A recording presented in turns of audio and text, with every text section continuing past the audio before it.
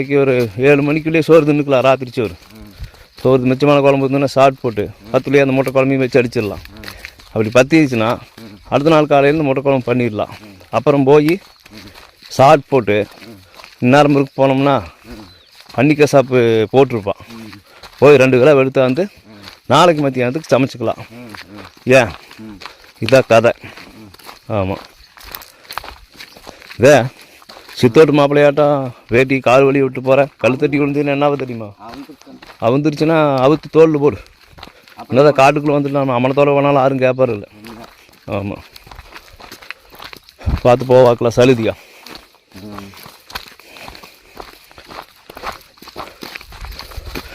இந்திர சுந்தரியே சொந்தம் என்று கொள்ளவா.